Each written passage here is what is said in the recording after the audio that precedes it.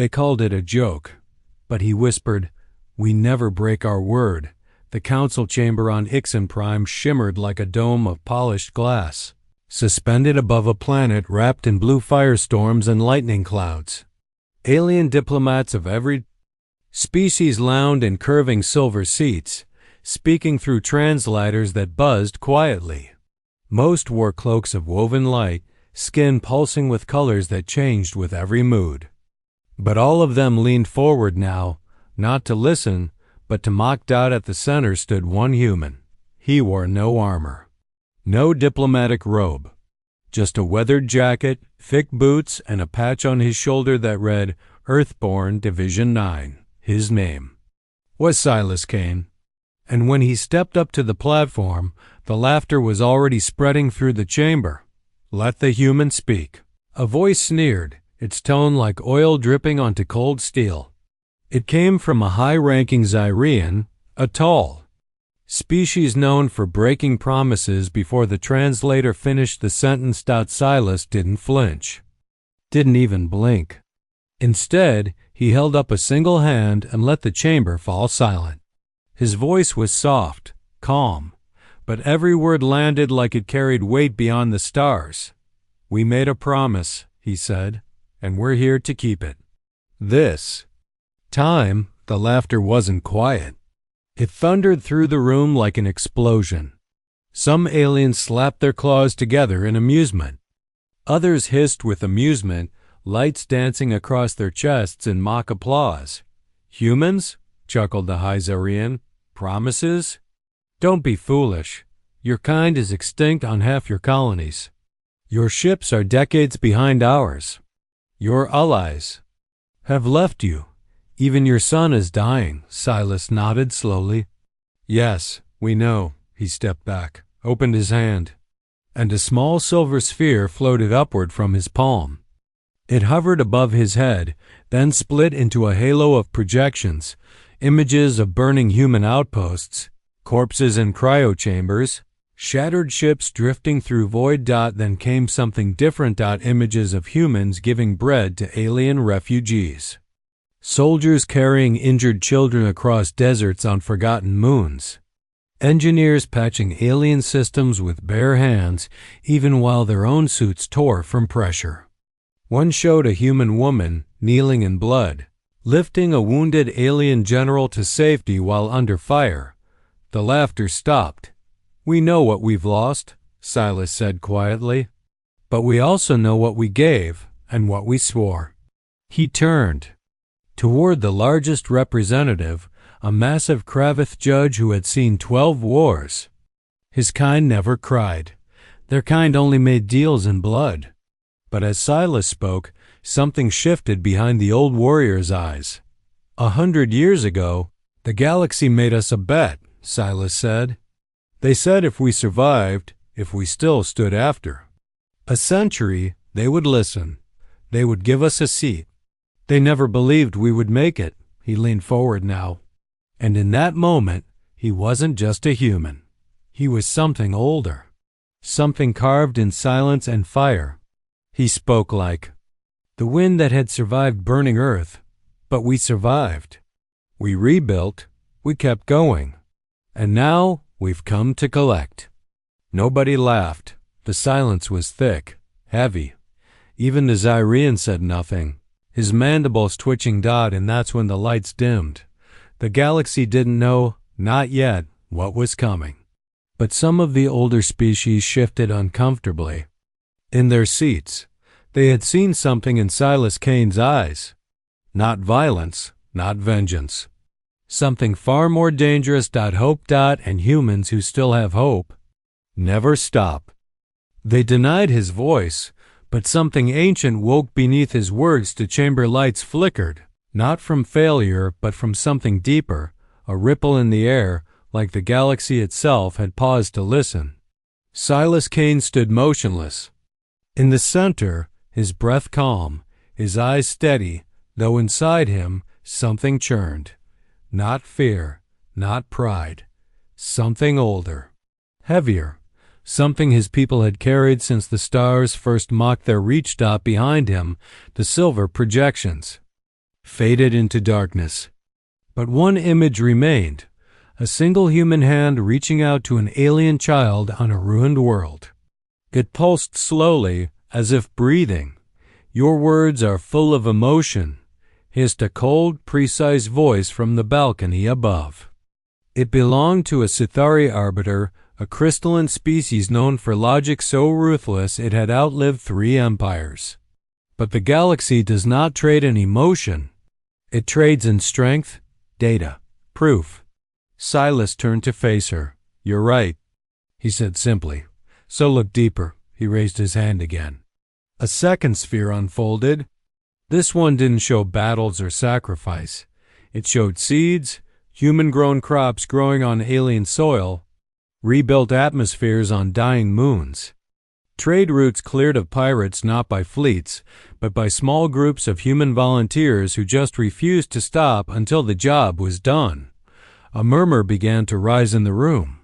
Not anger, not mockery, curiosity, from the back of the chamber, a quiet voice echoed, old and weathered, like it had not spoken in years. "We remember the ones who gave warmth when our own fled." On Oryx 5, during the virus storm, a hush fell. It was the voice of the elder Venari, a race thought to be extinct. "We remember the humans who stayed when no one else would, who wrapped our dead, who buried them in their own soil when ours had turned to poison." Eyes turned back to Silas. He didn't move, didn't speak. He let the Venari words hang in the air like a forgotten melody returning. The Kravith judge leaned forward now, massive hands clenched. His people had led the galactic conquest for centuries. They had never bowed. But something in Silas's stillness stirred a memory, not of war, but of silence. Of watching a human dig graves for enemies, and whispering prayers in a language the galaxy had never bothered to understand. "Your kind bled," the judge said. "But so did many others. What makes you believe humans are different?" Silas finally stepped forward again. Just one step. His voice was almost a whisper, "Because we remember our promises, even when everyone else forgets." He looked around the chamber. "And we don't need to be the strongest. We don't need to be the fastest. We only need one thing."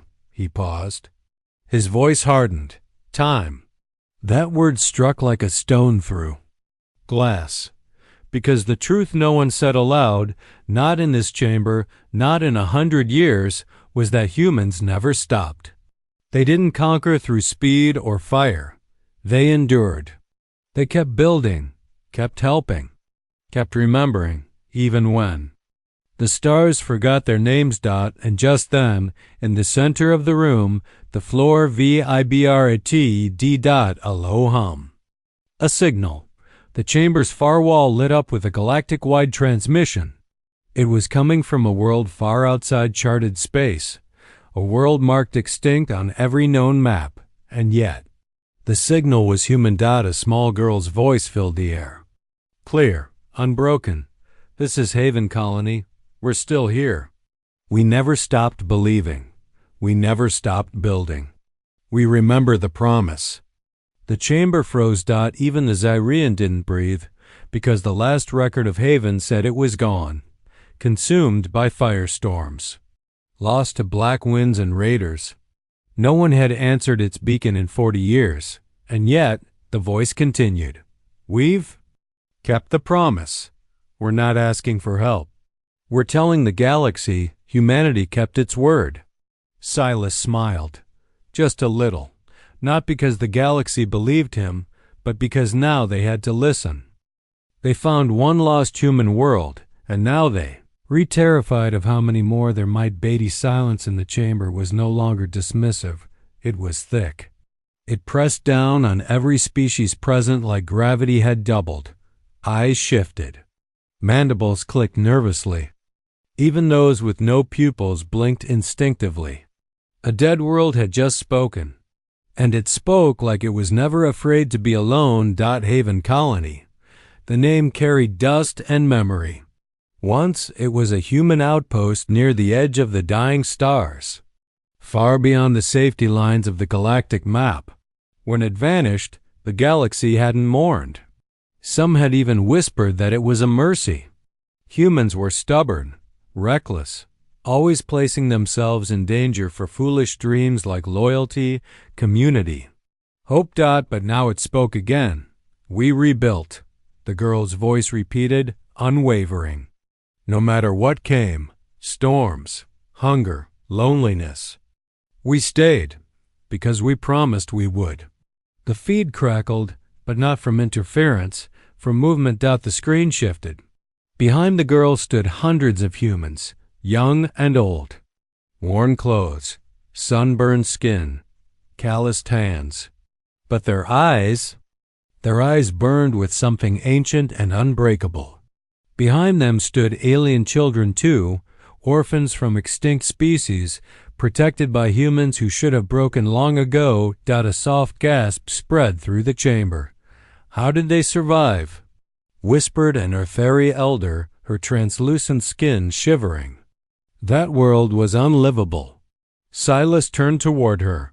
Humans don't ask if something is possible, he said gently. They ask what's worth it. The Zyrian tried to speak, but his voice cracked. You expect us to believe that more of these colonies exist? That you scattered remnants somehow spread through dead systems without ships, without trade, without support? Silas didn't answer. He reached into his coat and pulled out a small data crystal. With a nod, he activated it. The chambers. Walls shimmered again, not with propaganda, not with curated galactic footage, but with raw, unfiltered signals. A dozen more human colonies flickered into view, one hidden beneath the surface of a desert moon, using mirrors to grow crops. Another in the hollowed remains of a crashed freighter, now converted into a home for alien survivors. One on a world with no breathable air, where humans had adapted with handmade suits, teaching others how to live without ever taking off their helmets. Every image pulsed with the same quiet strength. We stayed. We helped. We remembered. The Kravith judge rose, his massive form shaking. This isn't conquest, he growled. This is something worse. Silas looked at him. What do you see? The judge didn't answer. Not with words, but the answer was already in the eyes of every leader present. They saw a species that could not be stopped because it refused to stop caring. Not for glory, not for control, but for a promise whispered into the dirt long after anyone was listening. Suddenly, a new signal broke through the room's control lines. It was not from Silas. Not from Haven. This one came from within the council itself, a hidden feed. Locked for over a century. It showed an old video, time-stamped during the galactic collapse on Oryx-7. In it, a young human soldier was seen alone in a burning alien village. His arm was broken, his gear failing, but he dragged 6 injured aliens behind a wrecked shuttle, shielding them with his body. When asked by his command why he didn't retreat, he whispered something barely audible. We made a promise. And if it's just me left, then it's still not broken. A silence so deep fell across the chamber that some species began unconsciously dimming their light organs, a signal of mourning or respect. Silas didn't move, but something in the galaxy did. Not physically. Something beneath it all, a memory long buried, began to awaken, because if the humans had kept one promise, how many more were still echoing across the stars? And, worse for the council, what would happen when they all came true? The council searched for weakness and found only more promises. Humans had already kept. Chamber didn't feel like a throne anymore. Not to the powerful, not to the old. It felt like a room built to contain something they never understood. And now that thing was speaking softly, truthfully, and without fear. Silas Kane had not raised his voice, had not threatened anyone. Yet the walls themselves felt like they were leaning inward, listening too closely. The Kravith judge slowly sat down again. For a moment, the oldest warrior of the galaxy stared at his hands. Not from shame, from memory. His mind returned to a battlefield 60 years ago, where a single human medic stayed behind after retreat was ordered, saving the judge's niece without asking for anything. The Kravith never told that story, not even to his own people. But now it returned like a stone dropped into a still lake. "We should verify," said the arbiter, voice brittle. "The colonies, the signals, the records could be manipulated." Silas nodded. "Please do." The confidence unsettled them more than denial would have done immediately. Data nodes across the chamber lit up. Council technicians, hybrid minds, built from machine and flesh, connected to deep archives. Ancient military logs, destroyed colony transmissions, encrypted distress calls long forgotten.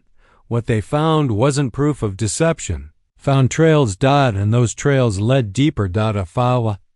Vernak's envoy gasped suddenly, her voice sharp. "Our records from the Lanthri moons, they show a human mining crew stayed behind during a volcanic collapse. Not to escape, but to hold the tunnels open for our people. We lost contact after that. We thought they fled." A Calva's noble stood, scales bristling. "My own ancestors told of a plague on our world. It vanished mysteriously. The story became myth. But your footage shows humans landing there, unloading boxes marked with Earth medical symbols." A dozen voices followed, all different species, different planets. But the same story. "We thought the humans left. We thought they failed. We were wrong." Silas didn't react. He stood in the middle of the chamber like a still flame in a cold storm. "We never asked to be followed," he said quietly. "We didn't demand loyalty or worship. We just made a promise to be better than we were, to help those who couldn't help themselves." His eyes moved to the Zyrian, who sat frozen. "You laughed when we said we'd come back. But humans don't say something unless they mean it, even if we're late. We come back." A slow pulse began to ripple through the chamber's lights, an ancient signal, rarely used, universal acknowledgement. One by one, the symbols blinked above each delegate's seat. It wasn't full agreement, but it was something older than politics. Respect. Yet not all shared it. A voice cut through the room, sharper than any before. "So what?" It spat. The chamber turned. A representative from the Drokal, a militant empire who had lived with humans during the orbital age. Their skin was obsidian glass, their eyes silver flame. "You want us to feel shame because humans helped the weak? Where was your strength when your home burned? Where were your fleets when our kind advanced?" Silas looked at him for a long moment. Then he stepped forward, until only a breath separated them. "We weren't hiding," Silas said. "We were choosing." The Drokal hissed. "Choosing what?" "To save who we could," Silas answered. "To build quietly. To rebuild broken things instead of shatter more. To keep the promises others had forgotten. And now," he turned back to the chamber, "we've kept more promises than the galaxy can count." No one laughed this time. Outside the window, ships moved in orbit. Some were old human freighters, patched with salvage and care. Others were alien crafts, painted with human emblems. Refugee vessels. Trade convoys once thought lost.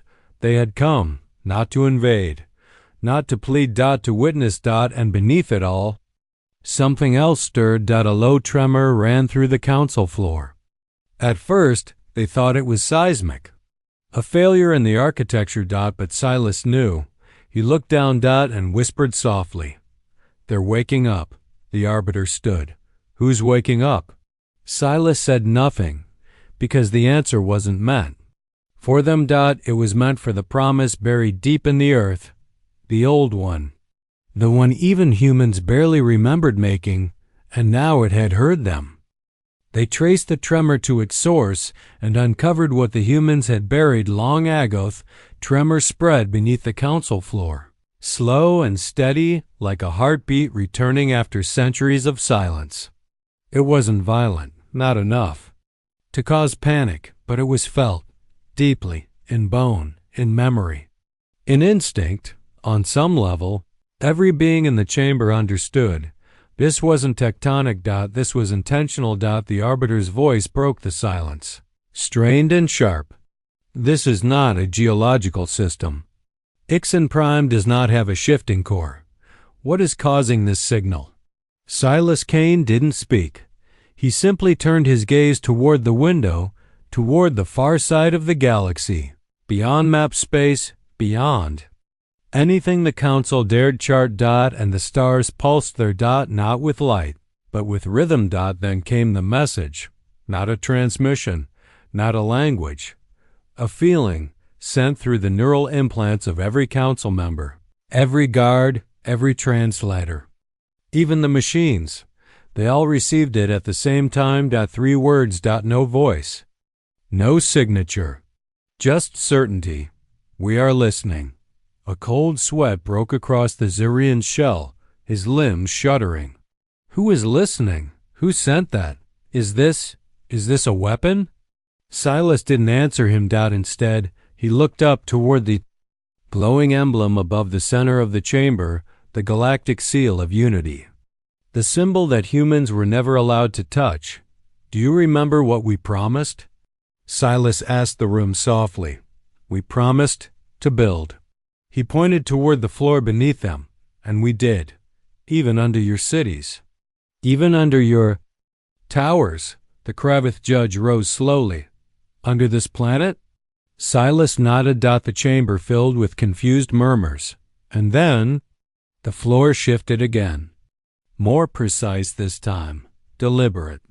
A circular portion of the council platform began to glow, then lower. A hidden platform rose from beneath it. Not human, not alien. Something else. When it stopped, the council stared in stunned silence. A spherical object, black as void and covered in etched human names, floated above the platform. The names were carved by hand, thousands of them, in dozens of languages, dead and living. And in the center, one symbol shimmered in gold. Earth, Unity Protocol. The Calva's noble gasped. That's a myth. The Unity Protocol was a dream, abandoned. Silas's eyes were wet now, but he did not blink. Double quotes. No. We just kept it secret, because we knew you'd destroy it if you saw it too soon. What does it do? Asked the arbiter, now backing away, her crystalline form vibrating in fear. Silas stepped forward, voice steady. It listens to the galaxy, and it remembers every promise. The sphere glowed. And then, one by one, it began to speak. Not in voice. In moments. Scenes from history projected into the chamber air. Not just human memory, shared memory, from alien survivors, from forgotten children, from entire species that had vanished, and yet had been touched by humans before the end. A soldier shielding a dying Droke, a warrior from falling debris. Even after being stabbed. A human farmer teaching Vornari youth how to grow food in sand. A mother on a frozen moon reading stories to orphans from 5 different species. Her breath turning to frost as her body slowly failed. The Zarian fell to his knees. The arbiter dropped her staff because the sphere wasn't just remembering the past. It was binding it. Every story told was proof of one thing. Humanity hadn't just made promises. They had fulfilled them in silence, without reward. Without power. Now. The sphere began to hum. Higher. Clearer. Until it filled the air like music made from memory. Then Silas said the words that cracked the room in half. It's not a weapon. It's a key. The arbiter screamed. A key to what? The hum deepened. The lights above them flickered. Far above the planet, hundreds of ancient satellites began to awaken. Satellites placed centuries ago by human hands no one remembered. They formed a pattern across the star's dot, and the message beamed across the entire galaxy. We kept our word. Now we remember yours. It wasn't a threat. It was a reckoning. Not born from anger. But from truth. The humans hadn't come to demand power.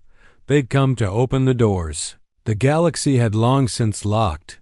Doors built on promises, and now every locked gate, every buried pact, every whispered treaty that the Council had broken, was beginning to respond because humanity had remembered and the galaxy had forgotten. The key turned, and every broken oath cried out at once. Each song of the unity sphere rose until it was no longer sound but sensation, a slow tide of memory washing through stone walls and living hearts alike. Silas felt it first as warmth along his spine, then as the faint taste of salt on his tongue, like tears he had not yet shed. Around him, delegates gripped railings, eyes wide, some trembling as their own forgotten promises echoed back from the dark corners of time. Outside the council dome, the sky blazed with new constellations, human satellites linking into glowing chains, tracing shapes older than any map. Ships in orbit reported strange pulses in their engines, not harmful, but steady, rhythmic, as if the very vacuum was counting down. A loud shudder rolled beneath the floor. Hidden doors slid open along the circular walls, revealing passages the council architects had never drawn. Golden light spilled upward, carrying the distant scent of cedar and rain. With it came whispering voices too soft to grasp, yet every listener understood their meaning. Come and see what you forgot. Panic flared. Guards raised weapons. Translators sparked with overload as 15 languages tangled at once. The Drokul envoy barked orders for containment fields. The arbiter called for emergency lockdown, but none of the commands held. The spheres. Harmony slipped through metal and code like water through a fist, and every device obeyed the older directive. Instead, listen. Silas stepped to the platform's edge, heart thundering yet strangely calm. Inside his mind, he heard new memory stories he had never lived.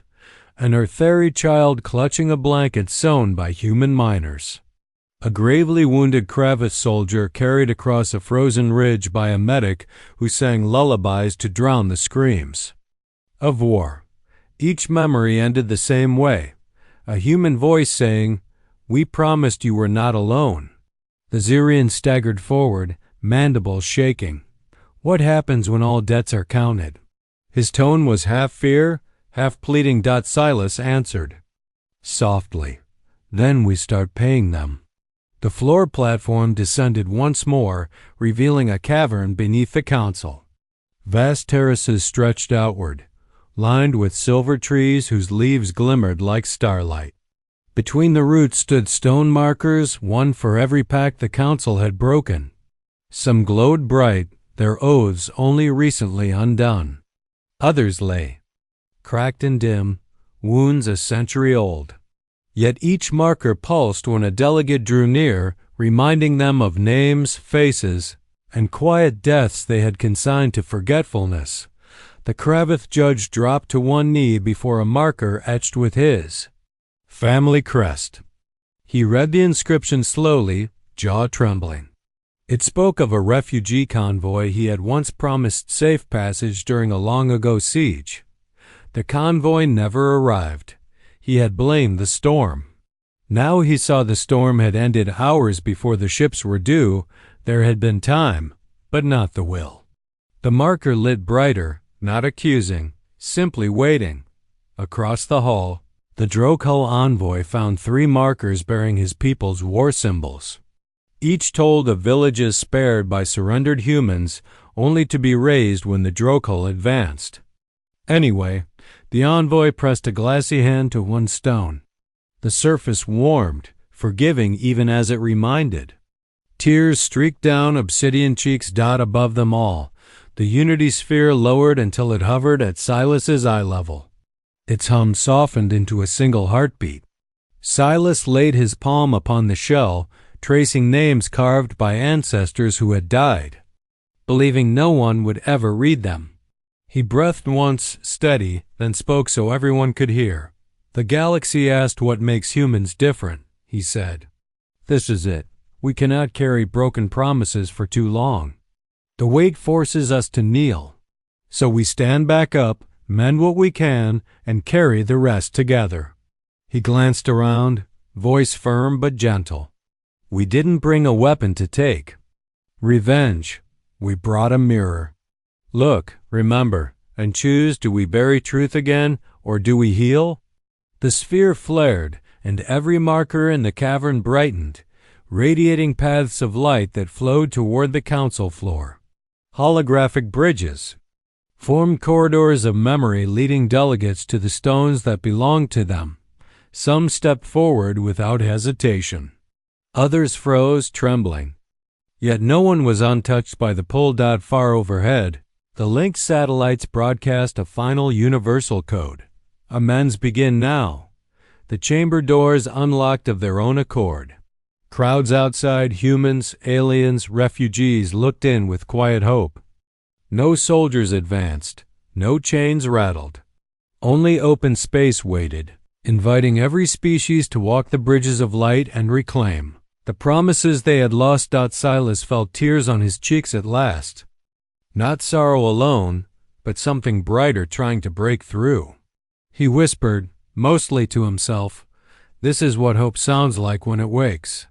And beneath the awakening lights, the galaxy, startled, uncertain, but listening, took its first small, trembling step toward mercy. They expected punishment, but humanity offered something else beneath the council floor. The light bridges shimmered like veins of living memory, guiding every species not toward judgment, but toward remembrance. One by one, the delegates began to walk, not all at once, not quickly. Some stepped forward with pride, others with shame. But they walked. A Calvas noble knelt beside a marker that bore his family name. It glowed with a soft, forgiving hue as it replayed a moment from centuries ago, a time when humans delivered medicine to his ancestors, risking their own lives during a biological plague. The Calvas had promised to return the favor, yet had not. He bowed his head low and whispered a word in his own language that meant, "I remember now." On another terrace, the Drokul envoy traced the curve of a stone bearing human blood markings, a symbol of trust given even during war. It showed his great-grandfather ordering the destruction of a human escape ship after it had surrendered. His hands trembled. The stone, warm beneath his palm, held no hatred, only memory. And above it all, Silas Kane stood by the unity sphere. Watching. Waiting. Not commanding. Just present, like humans had always been in the background of so many stories, unnoticed until it mattered most. They thought we would demand reparations, he whispered, mostly to himself. They thought we would come to shame them, to take power. He looked at the Kravith judge, who had bowed before a marker not in defeat, but in understanding. The judge had not spoken in minutes, but when he finally stood, his voice was rough with emotion. "Why didn't you come sooner?" Silas turned. His answer was quiet. "We weren't ready. We had to carry too much first. We had to heal." The judge nodded. "But now, what do you want from us?" Silas looked at the galaxy through the high dome's window. Stars shifted in their patterns. The satellites still pulsed in soft rhythm, no longer demanding, just watching. "Just present, nothing," Silas said. "We don't want anything. We only want to give something." A soft pulse ran through the unity sphere. New images bloomed in the air, not from the past, but from the present, humans rebuilding alien temples, teaching language to orphan species once considered extinct, building bridges over radiation rivers with their own hands. Because it mattered to someone. And in one image, Silas himself, younger, lifting a half-starved alien child into the arms of her people. Every act, quiet. Every promise, kept. The sphere rotated once more, showing words etched into its core. Words not seen by anyone until now. In memory of all who believed in better. In honor of those who kept walking. In unity, without need of victory. The arbiter, still trembling, approached slowly. You built this, not to threaten us, but to remind us. Silas nodded. Because power fades. Memory doesn't. And now you know what we remembered. The doors to the chamber fully opened. Outside, millions stood, humans and non-humans. Together, children born in secret colonies. Elders who remembered the early wars. Refugees who once thought no one would ever return for them. They all watched the chamber. Watched the council. Not waiting for war. Waiting for healing. Silas raised his hand. The unity sphere dimmed. Not as a loss, but as a choice.